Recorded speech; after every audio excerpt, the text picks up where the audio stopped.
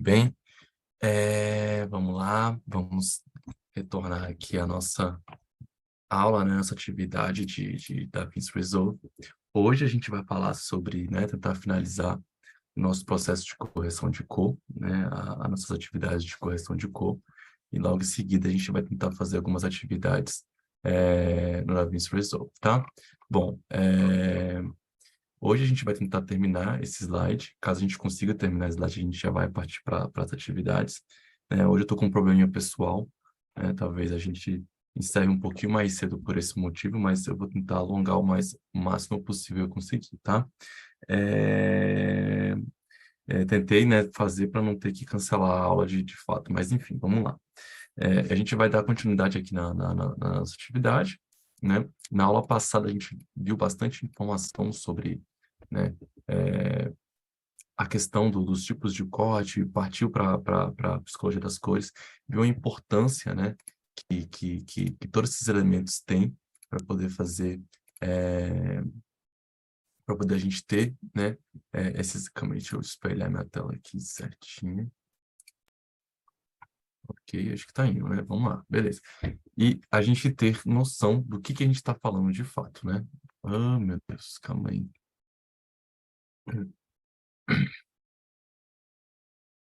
Bom, tá aqui a tela, vamos lá. Bom, a gente falou na aula passada sobre os tipos de corte, viu como é que tudo isso fundamenta a ideia da montagem, como é que esses elementos em conjuntos podem trazer uma abordagem interessante para a edição de vídeo em si, tá? E daí a gente viu como isso foi dando continuidade, como isso vem trazendo uma elaboração, uma percepção muito vigente na produção audiovisual, né? A gente entendeu como isso tem relevância, né? Quando a gente está montando o vídeo, como é que a gente pode passar emoções, sentimentos e percepções através dessas assimilações que os tipos de código podem nos trazer, tá? E aí, em seguida, a gente viu a questão das psicologias das cores e como o nosso olho é frágil, né? Como o nosso olho ele tem limitações a respeito de algumas concepções. Então, a gente começou a fazer alguns experimentos oculares, né? Um dos primeiros experimentos foi esse, né? Que a gente percebeu como um tom de azul pode se modificar com o seu fundo sobreposto. Então, a gente tem aqui um exemplo como o preto e um fundo mais acinzentado, e a gente tem a mesma paleta de cor, que é o azul, né? Esse azul, por incrível que pareça, ele é esse azul que a gente tem aqui embaixo. Então, ele tem uma alteração na sua matiz devido ao fundo, né, exposto que ele está, tá? Então, a gente tem como esse tipo de relação, essa diferenciação aqui, tá? Então, só para vocês terem noção de como tudo isso funciona, como isso é embarcado e como a gente pode trabalhar com essas questões, tá bom? Então é isso, quer ver? A gente pode, né, ter essa noção e quem passou esse tipo de noção, de percepção, esses estudos a respeito de como tudo isso funciona, é o nosso querido Albert Albers, tá? E aí ele elaborou toda essa questão, se percebeu através de seus estudos como essa cor vem sendo alterada e como ela pode ser alterada de acordo com a interação cromática que ela se dispõe, tá bom? Beleza, então vamos lá. Alterando o matiz de uma cor. Os fundos coloridos, especialmente aqueles de cores fortes, né, e saturadas, eles alteram a qualidade da matiz, né, a cor da figura. Fundos em cores vibrantes podem transformar as cores das figuras. Então, a gente tem aqui um outro exemplo, né, de um azul acidentado, quase perde sua característica de azul. Então, a gente vê como isso também se modifica dentro de uma certa escala de cor, tá? E aí, a gente entra na questão básica de como a cor, né, em si, ela tem uma interação com o ambiente. E aí a gente tem que entender e entrar na noção de que toda vez que a gente está fazendo uma, a, uma alteração de cor, principalmente no DaVinci Resolve, né, quando a gente está fazendo ali o nosso manejo, né, de alteração de cor, a gente entende e percebe que todo esse processo ele precisa de um entendimento espacial, de um entendimento de composição que nos afunda, quando que nos arre que nos engloba, né, quando a gente está fazendo esse tipo de correção de cor. Então a gente observa que a correção de cor ela tem um sentido muito importante, né, nesse processo. E aí a gente observa que, exemplo, uma simples escolha de um azul em um determinado tipo de campo, como esse acidentado, ou um determinado tipo de azul, né, eh, um determinado tipo de azul, um tipo de azul específico, a gente tem uma alteração dessa matiz. E a gente pode provar isso com todos esses tipos de exercícios, como esse tipo de cor é alterado, tá? A gente tem um outro exemplo aqui, a qualidade do azul intensificado. Então, a gente consegue também intensificar elementos, né, cores, através da sua exposição com o seu fundo. Então, a gente tem aqui uma qualidade do azul intensificado quando é exposto, né, com um laranja específico, tá? Isso tudo vai ficar muito claro quando a gente começar a elaborar algumas outras questões, tá bom? A gente tem um exemplo aqui sobreposto das 3 cores que a gente falou, então a gente tem um exemplo quando, a gente adquire uma coloração violeta sobre um fundo amarelo, né, e torna-se esverdeado sobre um fundo roxo. Então a gente tem algumas comparações, né, interessantes de como, esse verde, esse azul, né, se comporta em determinados pontos. Então, a gente tem 3 tons diferentes, né, com 3 fundos sobrepostos. Então, imagine quando a gente está fazendo uma correção de cor, uma composição desse tipo, que a gente tem essa elaboração. Então, o meu azul, né, uma camisa ou um elemento que está ali em cena, e aí esse elemento em cena que está exposto, ele tem uma certa influência de cor naquele ambiente. Então, elevar ou diminuir uma sobreposição de cor pode fazer com que esse elemento principal mude, se modifique, se altere, né? E aí, caso eu tenha uma necessidade, uma exigência de um diretor, de uma equipe de direção de fotografia, de um mood, de um clima que o filme precisa representar, e eu não tenho essa percepção, não tenho esse controle, acaba que eu perco, né, os meus elementos essenciais que essa imagem pode trazer, como essa imagem pode me representar em algum aspecto, tá bom?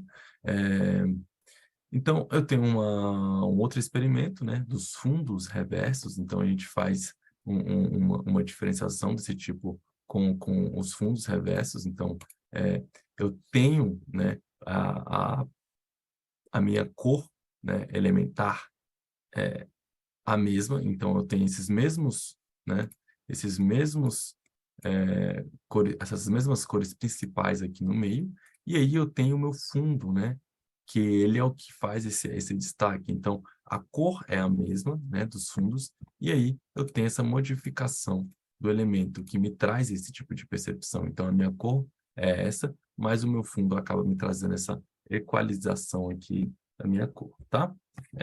Eu acho que eu tenho alguns outros exemplos. Então eu tenho aqui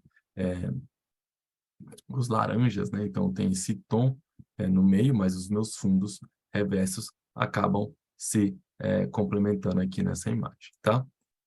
Depois de várias tentativas, o aluno descobrirá que a cor média entre os dois fundos, ou a mistura destes, é a solução para esse efeito, né? Malabarista da cor da figura. Então, a gente tem um conceito de equidistância, né? A gente vai abordar isso lá na frente, que é justamente esse equilíbrio dessa cor. Então, do fundo reverso funciona muito bem esse termo de equidistância. E esse termo de equidistância, que é esse equilíbrio, essa média entre as cores. Então, a gente tem um tom ali, a gente tem um tom ali amarelado e um tom branco acidentado. A gente tem uma média de cor.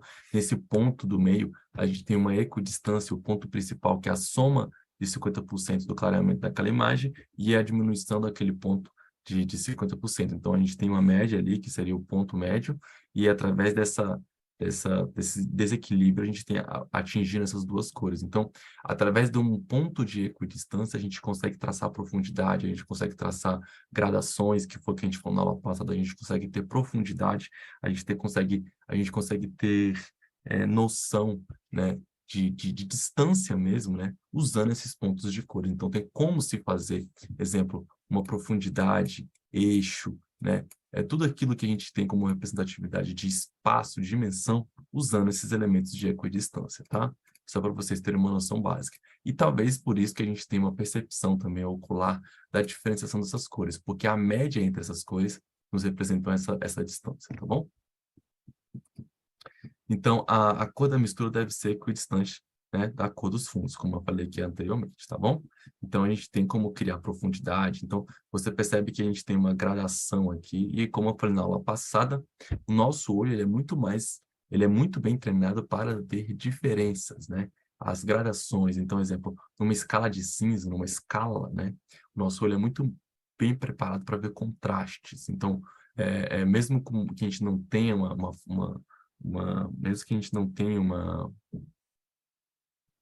uma expertise, né, de se observar cores, né? Cores podem ser muito enganativas, como a gente observou aqui nesses slides, né, anteriores. O nosso olho ele tem uma expertise para ver gradações, para ver diferenciações, para ver contrastes, né? Então a gente consegue perceber isso quando a gente começa a observar e estudar cores, tá? Quando duas cores diferentes parecem iguais, né? Então a gente tem uma subtração de cor. Então a gente consegue fazer subtração de cor com uma cor igual. Então a gente consegue ter diferenciações de cores com a mesma cor, tendo uma subtração de cor de uma matiz específica, tá?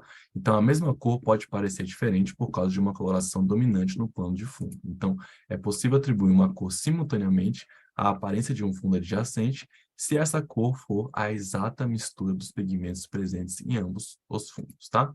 A experiência demonstrando a subtração de cor. Então, a gente tem aqui, exemplo, um, um vermelho, né? Acho que são tons. Mulheres vão dizer que são diversos tons de cores, mas homens vão dizer que são alguns tons de vermelhos, né? Ou rosas. E tanto para alguns homens vão dizer que tanto faz, né? Mulher tem muito essa questão, acho que tem muito mais essa percepção de observar diferenças de cores. Homens cientificamente não têm tanta facilidade em diferenciações de cores, tá? Então, assim, é só para vocês terem noção. Se eu estiver falando rosa ou vermelho, não fiquem chateadas comigo, tá bom? Então, aqui eu tenho alguns espectros, né, de vermelhos, né? Vermelhos, tons de vermelhos diferentes. E eu vou fazer uma subtração de cor com um fundo, tá? E esse fundo, desses 3 tons de vermelhos, podem me trazer uma subtração e eu alterar esse elemento principal, justamente com uma sobreposição do fundo. Então, olha o poder. A gente tem um elemento colorido, né? A gente tem um elemento colorido aqui, e ao adicionar apenas uma cor nesse fundo, eu tenho uma alteração dessas cores principais. Então, eu subtraio essas cores e faço talvez algum tipo de diferenciação na sua matiz, tá? Então, as diferenças de cores e luzes sobressaltam. Então, a gente tem uma diferença um pouco mais orgânica aqui, tá?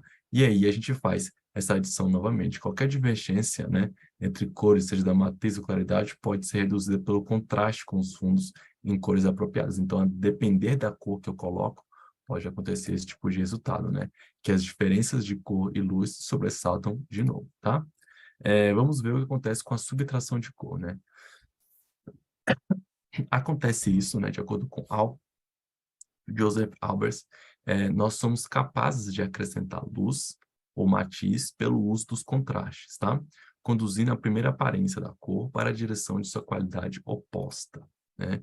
Então, isso acontece porque a gente é capaz de acrescentar luz, né, nesse tipo de observação, justamente pela fragilidade da nossa retina. Então, a nossa retina, por se acostumar com aquele determinado tipo de cor, ao sobrepor uma cor, ao colocar uma cor, ao divergir com uma cor, o nosso olho ele tende a fazer um ajuste. Só que esse ajuste é um pouco descompassado, né? E é aí que a gente tem essas aparências de cor, de direções opostas ou algo do tipo, tá? Isso é muito do fato da gente tentar reduzir esse processamento e tentar equalizar nas somas e da limitação que a gente tem de cores dos nossos olhos, tá? E a gente tem um outro exemplo, né, como subtração de cor também, cores diferentes que parecem iguais. Então, essas cores são diferentes, mas elas se parecem iguais, justamente pela subtração desses elementos que são dispostos aqui no nosso exemplo, tá? Então, a gente tem um amarelo e um roxo, mas essas duas cores do meio, que é meio que um bege, elas são diferentes, mas por estarem equalizadas, colocadas lado a lado, elas parecem ser iguais. Então, isso é muito interessante, porque a gente tem vários efeitos. Então, a gente tem efeitos que Fundos escuros e claros podem mudar a matiz da minha cor, então eu tenho uma certa alteração da minha matiz. Então eu tenho a adição da matiz, onde eu posso colocar fundos que as cores, né, que os fundos se divergem, mas eles são iguais pelo meio que estão sendo adicionados. E a gente tem também a subtração, do qual os pontos, né, as cores se parecem, mas elas não se parecem. As cores se parecem, mas elas não são iguais. Elas se parecem pelo equilíbrio de cores que a gente usa dentro desses elementos, tá? Então, as cores diferentes que aparecem iguais são elementos que também podem configurar um tipo de ajuste de cor, né? O porquê da importância dessa, né, dessa utilização desses recursos. A utilização desses recursos e o porquê que isso acontece é muito importante quando a gente está observando gráficos. Como eu falei em aulas passadas, quando a gente começa a observar gráficos dentro do DaVinci Resolve, a gente começa a entender que o nosso olho ele vai ser falho a todo momento quando a gente estiver observando elementos dentro da nossa imagem. E aí a gente tem que recorrer a gráficos, né? E os efeitos práticos que essas atribuições têm aqui das imagens, né? Que essas atribuições de efeitos que mostram que o nosso olho está sendo enganado a todo momento, é para a gente mostrar a fragilidade que o nosso olho tem diante de uma correção de cor. Então, se o gráfico está mostrando que aquele elemento, né, presente na imagem não está tão azul, mas o meu gráfico mostra, não, ele está equilibrado, aquilo está tranquilo, pode ser uma fragilidade ocular sua devido a um reflexo, uma interação cromática, uma disposição que está no fundo, uma cor que ressalta mais ou ressalta menos. Todos esses elementos podem conjugar uma coisa, um fator que determine aquilo, tá? E aí, não necessariamente o seu olho, né, naquele momento, naquela determinada situação, pode estar representando a fidelidade que aquilo tem, tá? Mas aí, numericamente, graficamente, isso sim vai ter uma relevância, tá? Mesmo porque a reprodução desse material, a disposição desse material, ela vai ser em diversos locais, tá?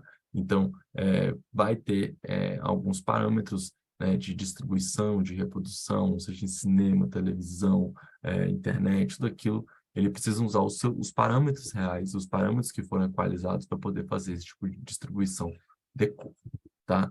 E aí a gente vai mostrando esses exemplos. Então, um outro exemplo, né, de cores diferentes que parecem iguais, essas cores são diferentes, mas a disposição dos elementos as tornam, né, cores muito parecidas, tá bom? Então, a gente tem ilusão de cor, né? Pós-imagem e contraste simultâneo. Somente nesse momento, né, do estudo que é representado por Albers, ele permite falar aos alunos sobre a teoria que abarca todas as percepções ilusórias de cor, explicando o fenômeno, de pós-imagem. E aí eu vou mostrar para vocês essa ideia de como a cor pode nos trazer ilusão, e aí como a disposição disso pode ser muito forte. Então, ele demonstra o efeito de pós-imagem, né, pegando um círculo e um ponto preto na imagem, né? E aí, o que ele faz? Ele utiliza, né, desse elemento, né, de uma cor de subtração muito forte, que justamente usa uma das nossas córneas, que é o vermelho, o RGB, e pede, né, para poder a gente olhar durante 10 a 15 segundos fixamente para esse ponto no centro. E eu vou deixar vocês olharem para esse ponto, né, fixamente de 10 a 15 segundos para a gente fazer um efeito. Então, eu vou pedir que vocês permaneçam olhando para isso. E eu vou contar aqui 15 segundos para poder a gente fazer, tá?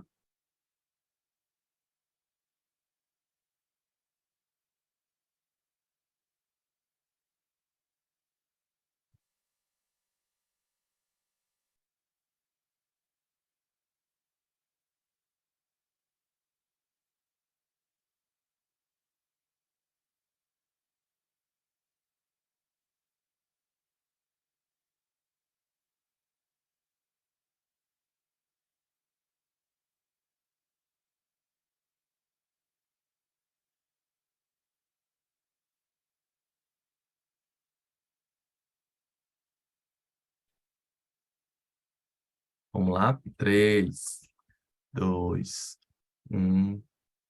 Vamos lá, vou mudar, vou mudar, vou mudar, vou mudar. Pum! Bom, quem olhou fixamente provavelmente teve uma subtração de cor do a imagem ficou esverdeada, né? Então, a imagem ela ficou esverdeada. O porquê que isso acontece, né, pessoal? Tipo, quando a gente olha fixamente para o vermelho, a gente vai cansar a parte sensível do vermelho da nossa retina. Então, a gente teve uma adaptação dessa visão ocular. Então, a gente não processa, né, aquela parte, ou a gente já está com a retina fixada, né?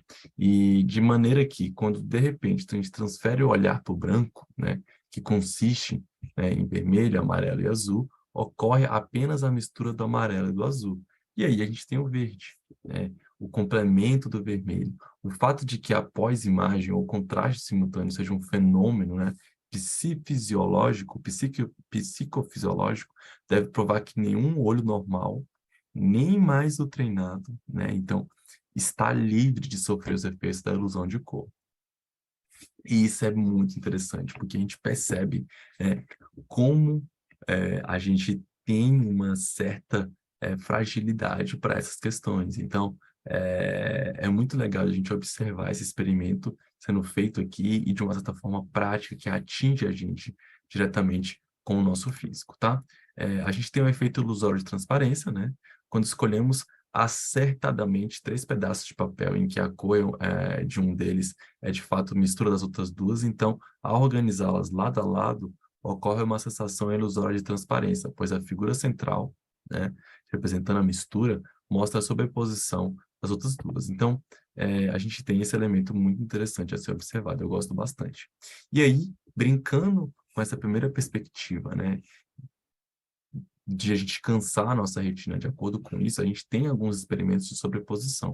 Então, aqui, exemplo, ao se colocar, né, uma figura, um retângulo maior, um verde, um amarelo, né, e a gente fazer esse mesmo elemento que a gente fez lá atrás, de cansar a retina e colocar um sobreposto ao outro, a gente tem o efeito de opacidade, né? A gente começa a gerar uma brincadeira de opacidade. E a gente tem alguns exemplos, justamente porque por causa da equidistância, né? De novo, a gente tem aqui um equilíbrio, né, onde o azul até o amarelo, a gente tem aqui a medida entre essas duas cores e a gente tem o meio dessas cores. E o meio dessas cores representa a média entre essas duas, tá?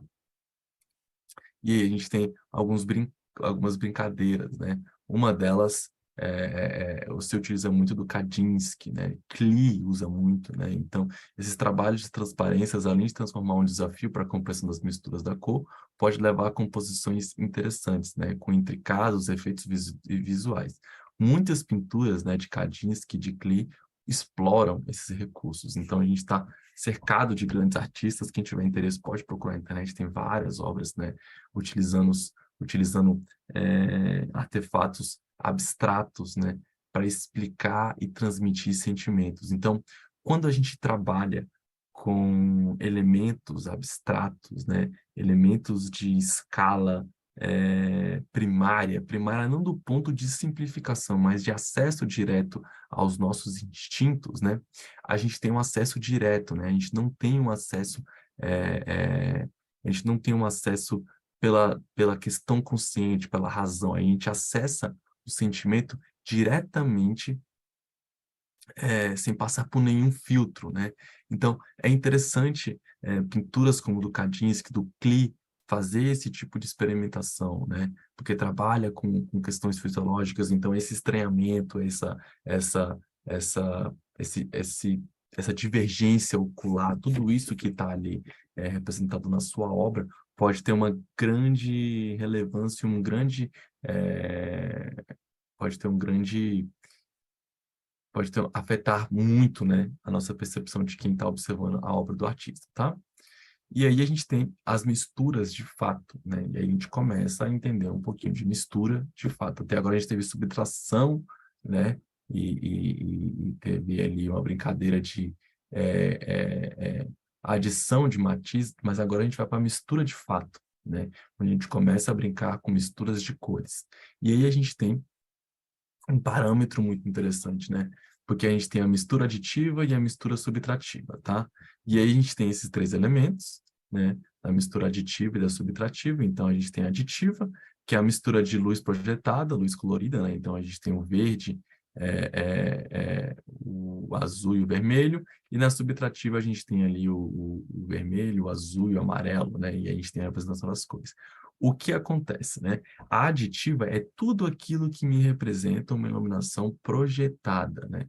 Que se usa lumens de projeção. Então, essa luz colorida, no seu elemento, né? De junção de cores, eu tenho a minha máxima como branco. Já na subtrativa, né, a mistura indireta de luz, que é refletida pela luz que bate nela, a gente tem chamada como pigmento, né? Então, pigmento é aquilo que, né, eu reflito, né? Não aquilo que eu projeto. Na sua adição, eu tenho preto, tá?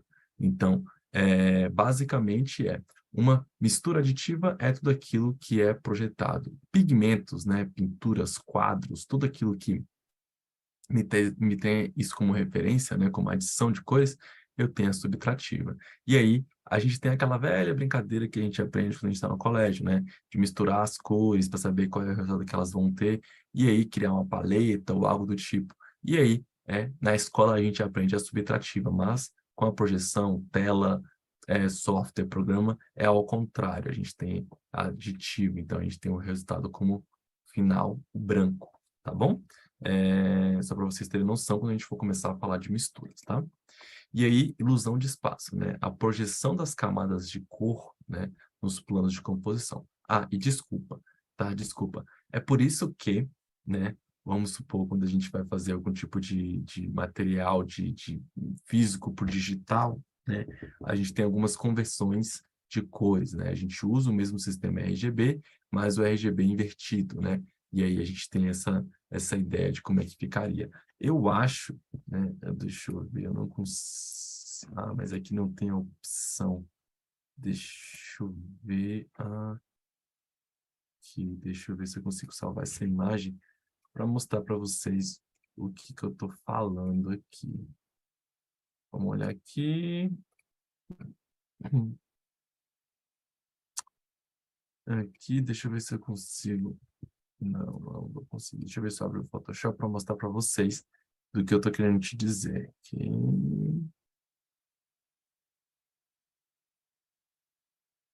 Vamos ver se eu consigo abrir o Photoshop.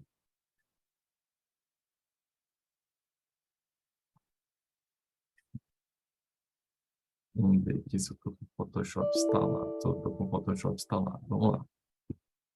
Vou abrir aqui para vocês terem noção do que eu estou querendo dizer sobre essa inversão de cores, tá?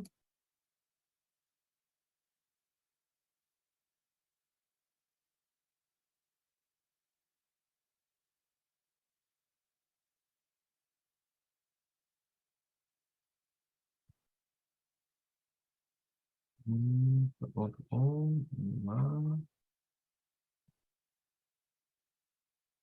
Área de trabalho. Vamos aqui, ver se eu consigo fazer esse efeito prático aqui para vocês. Vamos ver se eu consigo fazer aqui. Hum.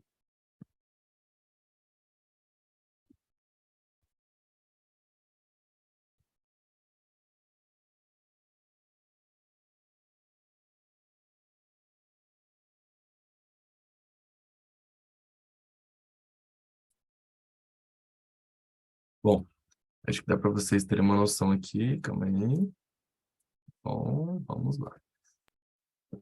Bom, aqui a gente consegue entender isso. Então, quando eu faço uma transmissão de uma cor, né?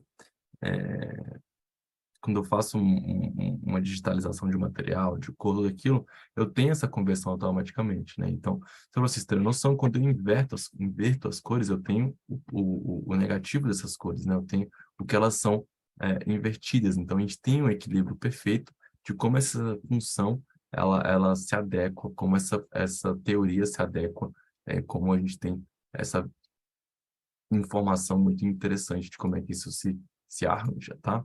Vamos aqui para o outro exemplo. Invertendo isso, a gente tem as mesmas coisas que estão ali, mas de um outro lado oposto, tá? Quando misturamos duas cores, né, com pigmento, o resultante nunca será a mais clara ou a mais escura do que as duas originais.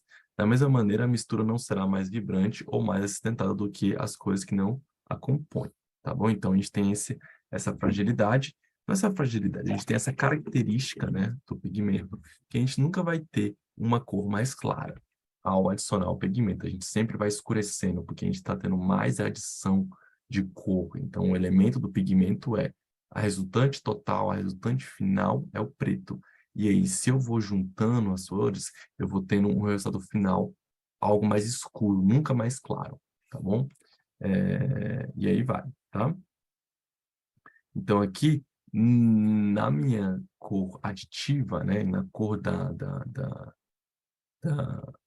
na cor da projeção em si, é diferente. Eu vou fazendo essa adição e eu vou tendo mais claridade, eu vou tendo mais opacidade, né? Esses efeitos vão se adicionando, tá bom? E é um pouquinho diferente.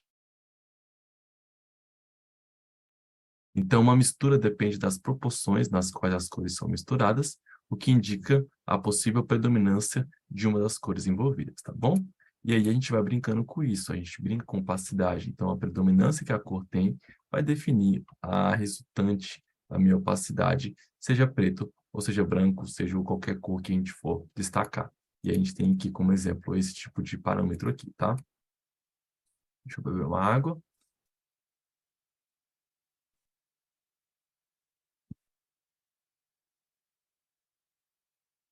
Quando uma cor nos parece estar mais na frente ou mais atrás de outra, né, nos estudos de transparência percebemos uma terceira alteração, a ilusão do espaço.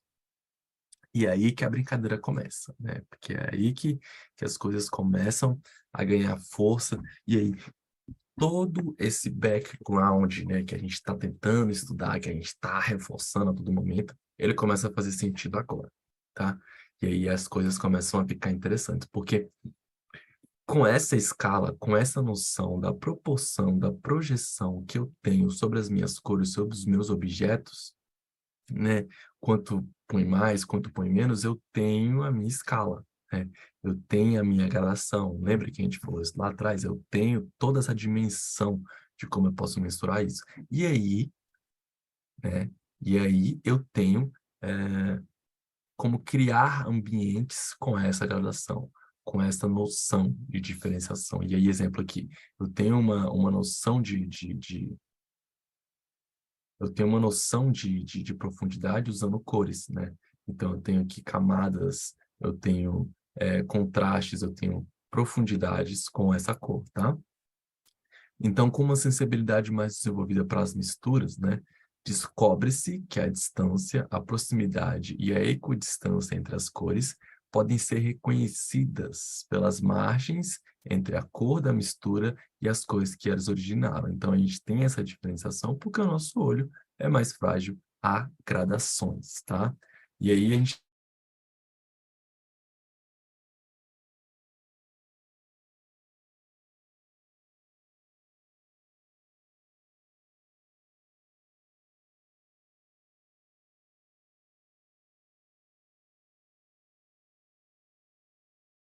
separação entre os planos, né? As composições.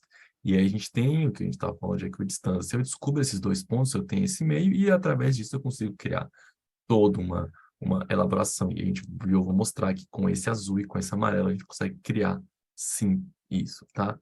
E aí a gente tem o azul, né? E o amarelo, as cores, né? Que me originaram, né?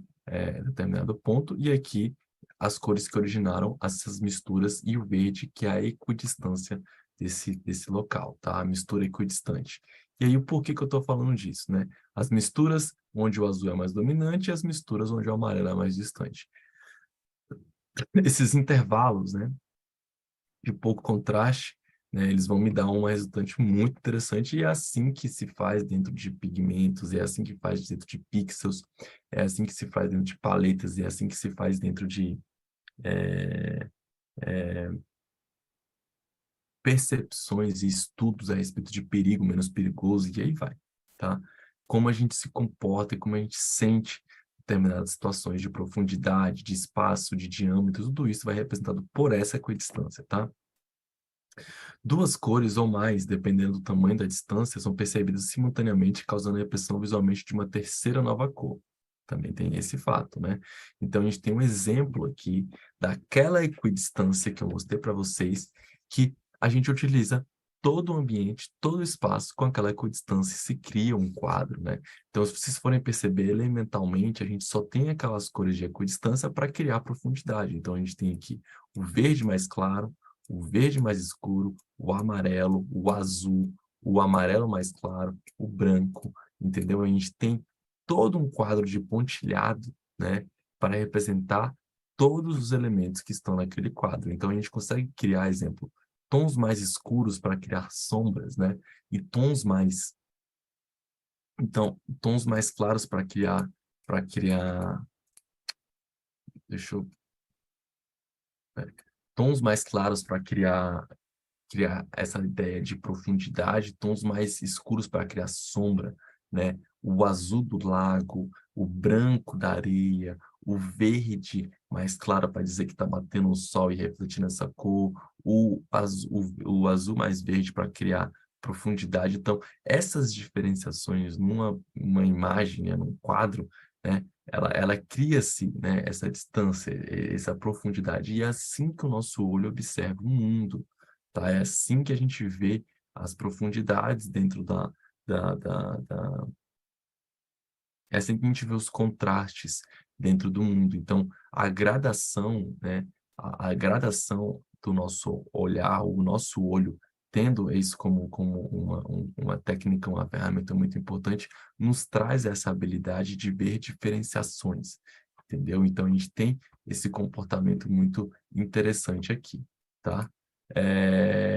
E eu acho magnífico essa pintura, porque ela me dá essa resposta, né, de como as gradações funcionam, tá? Intervalos e transformações de cor. Assim como os acordes em uma música, né, se alternam harmonicamente, nas cores também é possível criar esse efeito. Albert sugere um exercício onde o aluno irá definir os intervalos de cor, mantendo o que ele chama de acordes cromáticos, tá? O objetivo é estudar intervalos paralelos de um conjunto de cores. Então, a gente começa a ver que esses intervalos entre essas cores, elas têm uma harmonia de fato. Então, o verde e o azul pode me dar uma harmonia interessante. Então, eu tenho como criar essa equidistância, profundidade, campos de um jeito que o nosso olho geralmente trabalha, né? Criando esses intervalos de uma forma interessante. Então, a gente, como música, a gente também tem alguns padrões e esses acordes a gente chama de acordes cromáticos, assim como na música, tá?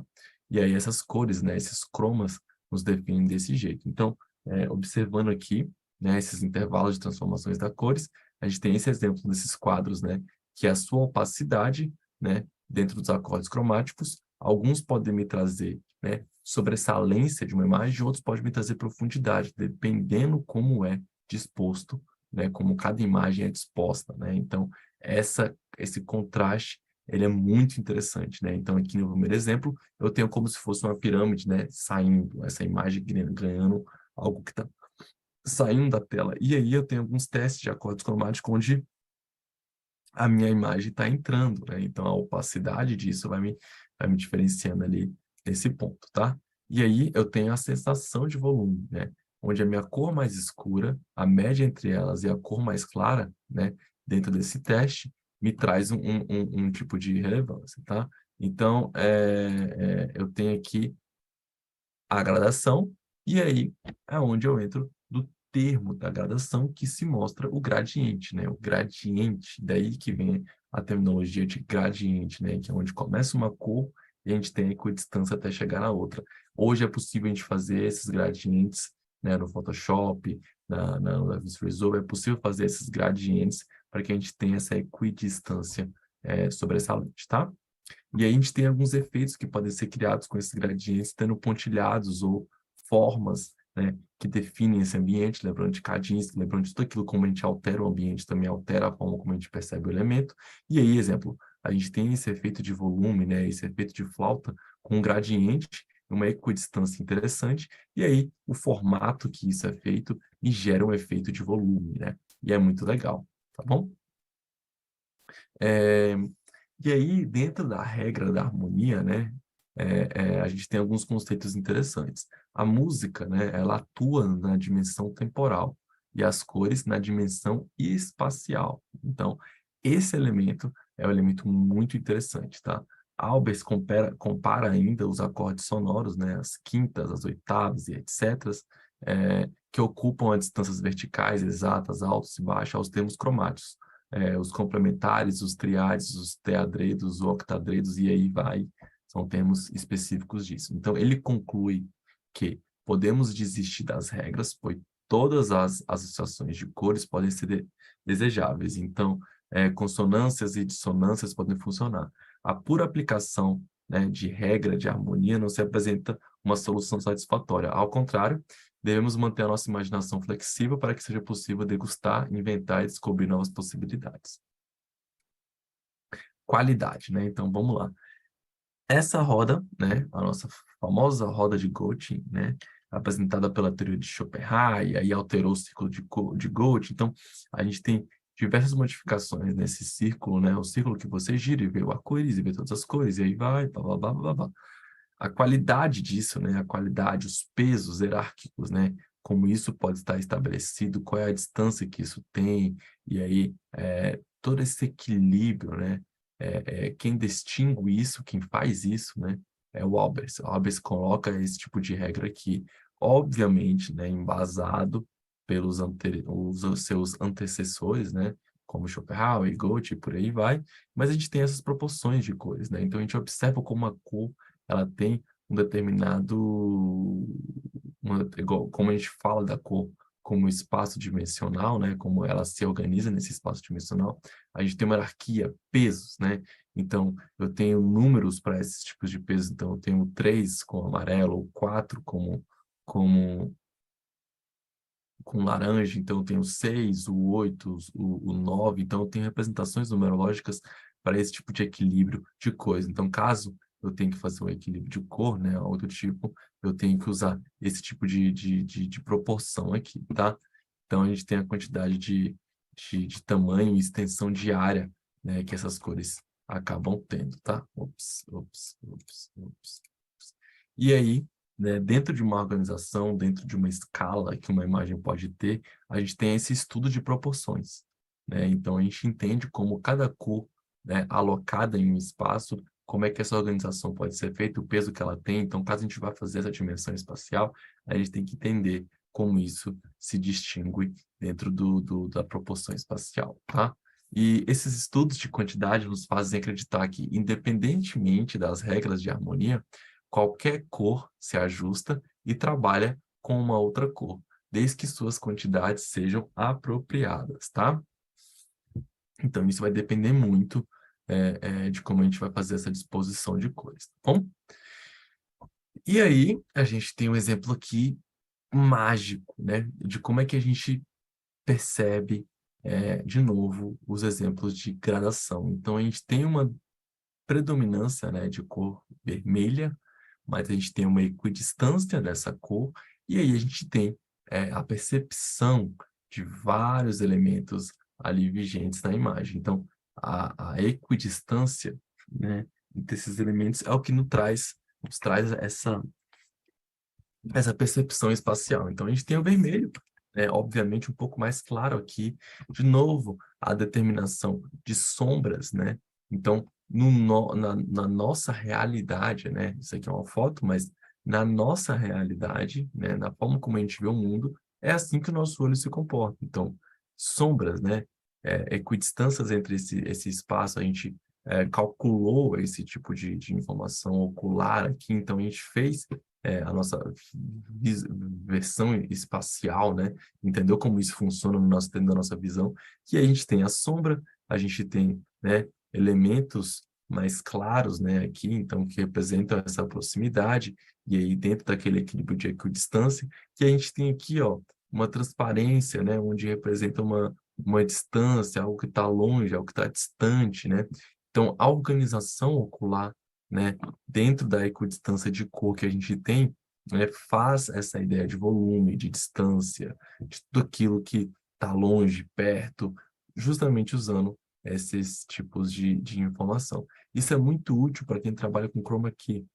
Chroma key, você quer criar um ambiente, você quer simular esse ambiente usando opacidade, você quer trazer o objeto mais para perto, mais para longe, tudo isso, né, essa profundidade, o adensamento, ele vai vir através desse tipo de recurso que a gente pode usar, tá? Então, a cor mais escura representa a sobreposição das 4 camadas, né? Trata-se de uma composição monocromática de 4 tons. Então, a gente tem ali o exemplo, né, que foi prático usado como vermelho, tá? Então, a gente vai descobrindo esse tipo de observação, tá? E aí, Albert sugere fazer alguns estudos livres, né? Um desafio à imaginação de quem está mexendo com esse tipo de elaboração. E aí ele cria um espaço, né, de trabalhos individuais, encorajando a realização de estudos livres, como lições para casa, e aí vai. E aí ele usa o uso contínuo de cores não preferidas mostrará que, como na vida, limitar-se às próprias referências resultará em prejuízos. Então, pouca experiência, né, e poucos insights. Vamos lá. Ele faz alguns estudos com faixas de papel colorido, e aí vai, e aí tem alguma identificação, né, de algumas informações bem interessantes, tá? Vamos aqui para o próximo slide, que eu acho que é mais interessante. Vamos lá. Vamos lá. Vamos ver, aqui tem a ver com posição aritmética, a gente não vai usar isso. Vamos lá. Bom, e aí a gente chega num patamar bem interessante, calma, deixa eu beber um pouco de água aqui.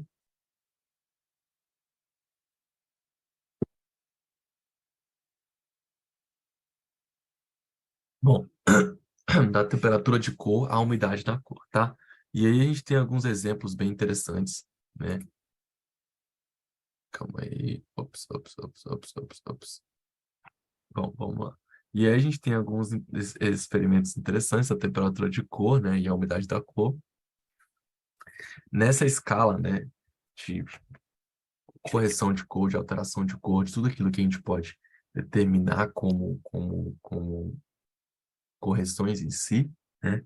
A gente tem alguns parâmetros, né? Alguns padrões que vão sendo é, percebidos durante esse processo, né? E a gente percebe que, exemplo, cores, né? Lembra que a gente falou sobre pesos, sobre organizações desses elementos dentro de uma imagem, e aí a gente tem essas representações dessa organização desses objetos. Então, exemplo, quando você olha, né, imagens, exemplo, de um vulcão, o que você espera, né, dessa imagem de um vulcão? Você espera o quê? Uma imagem vermelha, né, amarelada, esses tons, né, mais fortes, né? Então a gente geralmente tem o amarelo, o laranja, o vermelho, né, se misturando ali, toda aquela equidistância daquela cor, e representa o quê? Uma ideia de que aquele ambiente, né, aquela resultante daquelas cores é algo quente, né, quando a gente olha para esse tipo de imagem. E aí, como no cinema a gente tem uma limitação, justamente de transmitir esse tipo de sentimento para quem está observando, a gente faz isso na tentativa ocular. Então, uma representação, né, desses 3 elementos, né, que me representam o quente, eu posso chegar o mais próximo possível, né, disso do que seria o quente. Ao contrário, quando eu quero mostrar algo frio, então os elementos de azul, né, muito representados, né, ali, podem me trazer essa ideia de que aquele ambiente é frio, tá? E aí eu tenho algumas misturas interessantes que podem ser trabalhadas, como, por exemplo, o azul e o roxo, né? Que me traz essa ideia de escuridão. Eu tenho o verde ali, que pode me trazer essa ideia de úmido. Eu tenho ali o roxo, o vermelho e o laranja, que pode me dar essa ideia de seco, tá? Então, tudo isso pode me trazer esse tipo de comportamento, né? Não seria de um comportamento, mas tipo é uma sensação visual ali quando você está observando o seu filme, tá bom? E aí a gente tem a relatividade das oposições cromáticas, tá? E aí constata então, entretanto, a relatividade desses contrastes, embora, né, na tradição ocidental o azul em geral, seja relacionado ao frio e ao amarelo, o laranja e o vermelho, a sensação oposta, eles nos lembram a existência dos azuis quentes e vermelhos frios, quando no contexto dos seus tons. Então, exemplo, tem como eu deixar um objeto frio dentro de um. Então, vou explicar melhor aqui da explicação que fica mais lógico, né? Dentro dessas duas escalas de laranja, né, que é algo que representa o quente, e o azul, que representa algo frio, tem como deixar o objeto azul, que seria um frio, quente dentro de um objeto. Exemplo, um azul esverdeado pode parecer frio numa composição de cores quentes, ou um quente numa composição de cores frias, tá? Um vermelho, né, o magenta, pode parecer quente numa composição de cores frias, ou frio numa composição de cores quentes. E aí, onde acontece diversos problemas quando a gente está fazendo a nossa correção de cor. Por quê? Porque talvez, né, a escolha do objeto, do cenário, do que está ali na composição, do uniforme, tudo aquilo que teve uma necessidade de escolha para ter uma representação, né, específica dentro do ambiente, pode ser que tenha problema. E aí cabe nós, né, da correção de cor, tentar fazer esse ajuste para que tenha esse tipo de representação, né? Porque esse tipo de organização talvez pode dar certo, pode dar muito certo, e às vezes pode dar um pouco confuso ou um meio errado. E aí cabe a gente tentar ter esse senso e noção de como é que a gente vai fazer isso, tá? Ou também para a gente não errar na hora da composição quando a gente estiver tentando fazer algo, né? Então, putz, eu estou tentando fazer um tipo de correção e eu sei que, né, esse vermelho magenta que estava ali o tempo todo quente, putz, eu vou ter que dar um ajuste nele para poder mudou o ambiente, mudou tudo, eu vou ter que fazer um ajuste nessa magenta, porque nesse ambiente ele fica meio que morto, né? Ou até uma escolha, né? Uma escolha cinematográfica nesse ponto de que, né, aquela cor do objeto, vamos fazer uma imaginação aqui que a gente tem um personagem que usa um determinado tipo de cor o tempo todo, mas naquele ambiente, né, aquela cor que ele está vestindo representa justamente essa força, esse calor, algo quente, né? Porque o ambiente ao seu redor é frio, e aí ele vai para um determinado lugar onde as coisas são quentes mais do que ele, e essa representação dele ser quente não o suficiente, né, para aquele ambiente que já é muito mais quente que ele, e aí tudo isso vai ter que ter um ajuste, né, na sua história narrativa. Imagina se a gente tem uma história que precisa contar esse elemento, né? Precisa que o nosso subconsciente entenda esse elemento a respeito disso. Então, tudo isso, né, ele vai sendo mastigado, vai sendo organizado para que a gente tenha esse tipo de sensação e sentimento, tá bom? E aí a gente tem teoria de cor, né, no sistema de cor, e aí a gente tem uma escala muito interessante na teoria da cor dentro desse sistema, né, que de acordo com sua filosofia de ensino, o olho, né, de um aluno sensível à cor deveria ser a primeira preocupação do educador. Por essa razão, ele deixa a apresentação dos sistemas cromáticos para o final do curso, né, a fim de não influenciar a percepção dos alunos com as regras a priori, tá bom? E aí a gente tem algumas ideias de cores primárias, como eu falei para vocês, né? As secundárias e as misturas das secundárias, né?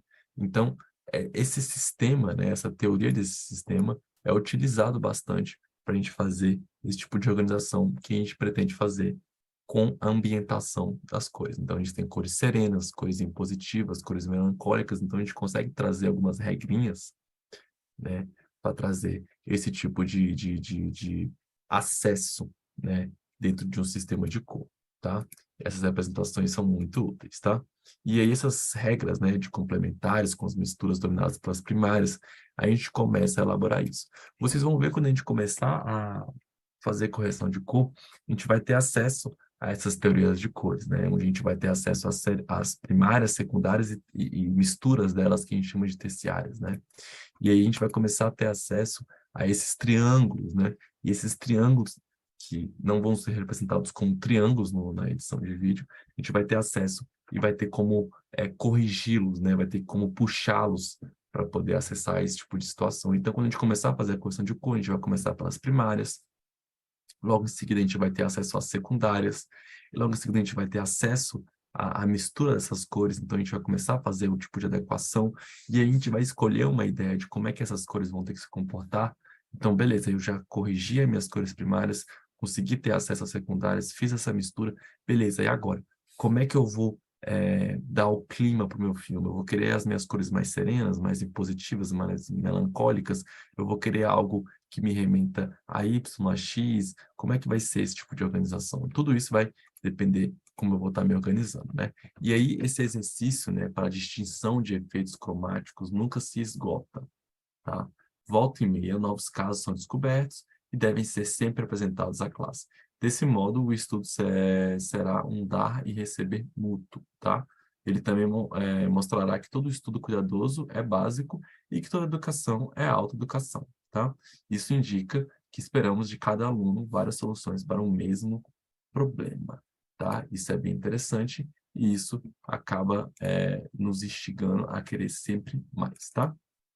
E aí eu falo sempre dessa limitação ocular e eu gosto de encerrar, né, e fazendo essas conclusões prévias a respeito desse tipo de abordagem. Exemplo, dentro de um espectro, né, dentro do espectro da luz, a gente observa as cores, apenas uma faixa, né, apenas uma faixa desse espectro de cor. Então, antes, né, do campo visual, a gente tem os raios cósmicos, os raios X e ultravioleta, tá? Aí a gente tem, depois do espectro do infravermelho, a gente tem as ondas de micro-ondas, a gente tem o radar, a gente tem o rádio, a gente tem o broadcast band, e a gente vai aí, ó, até o infinito com essas ondas, né? Que são chamadas as longas ondas e as curtas ondas, tá?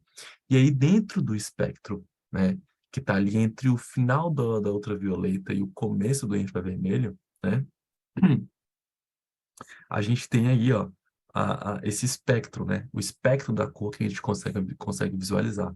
O espectro da cor que a gente consegue observar, né? Que o nosso olho tem acesso. E aí é dentro desse diâmetro, né? De 400 milímetros até 700 milímetros. Lá no DaVinci Resolve a gente vai conseguir ver esses gráficos, como é que eles vão estar se organizando, tá? E aí, dentro desse espectro, né? A gente tem acesso à gama de cor que as nossas câmeras captam, né? E a gente tem dois sistemas, o REC 709 e o REC 220. Então, quanto maior o espectro, né? Esse aqui é o espectro todo visual que a gente tem, tá? Do 700 ao 400, né? Atingindo alguns parâmetros aqui até acessar a cor. Então, a minha câmera ela consegue acessar alguns pontos, né? Então, graficamente aqui ela vai até alguns pontos, né? Dentro do parâmetro 709. Dentro do REC 220 eu tenho um espectro maior, mas ainda não é o todo, tá vendo? E aí eu consigo ter acesso a esse tipo de campo cromático, né, visual que a minha imagem tem, tá? Isso vai ser explicado quando a gente abrir o DaVinci Resolve, vai mostrar ponto por ponto e aí vai. Porque na minha diferenciação ali, ó, quando a minha imagem vem, lembra que eu falei da interação cromática, tudo aquilo que vem, os pontos, a equidistância entre essas cores, né? Então, através dos meus pontos equidistantes, né, entre o azul, verde, vermelho, o azul, verde, vermelho, eu vou criando pontos, né, de equidistâncias, eu vou fazendo essa forma como a minha imagem vem para mim. Então, quando eu capto uma imagem em RAW, ela vem com todos esses pontos, os 3 pontos, com todas as colorações. Então, quando eu processo isso, quando eu vou fazendo a minha correção de cor, eu vou trabalhando essas camadas, né, onde o meu ponto foi elaborado, então eu vou tendo ali acesso a essas camadas, eu vou mostrar isso para vocês. Então, o meu deburring, né, ali é onde eu vou acessando essas imagens, e resulta, né, no ponto final ali da minha imagem, onde eu tenho toda essa correção de cor, tá? Então, eu tenho acesso a esses elementos que me facilitam esse tipo de acesso à correção de cor. Que aí eu tenho a quantidade de bits para cada imagem. Então, 8 bits, 10 bits, 12 bits é a quantidade de informações que eu tenho por canal de cor, e aí isso me acessa a facilitação dentro daquele espectro de luz que eu tinha falado lá atrás, anteriormente, tá? Então, é aqui que eu tenho acesso a esse tipo de informação da minha cor, tá bom? E aí eu consigo ter acesso a esse tipo de informação. Pessoal, eu tô com um probleminha, pessoal, eu vou ter que sair um pouquinho mais cedo do que o usual, tá? Na próxima aula eu tentar alongar um pouco mais para poder a gente tentar fazer esse tipo fazer esse tipo de análise, tá? Próxima aula a gente vai estar trabalhando com Davis Resolve, eu acho que é até mais importante a gente dar essa alongada e tentar explicar um pouquinho mais das informações que foram passadas, tá bom? Mas é isso, eu espero que todos fiquem bem. Vejo todos na próxima aula, tá? Quinta-feira, às 3 horas da tarde, tá? Aguardo todos até lá e um abraço, tá? Muito obrigado e fiquem bem.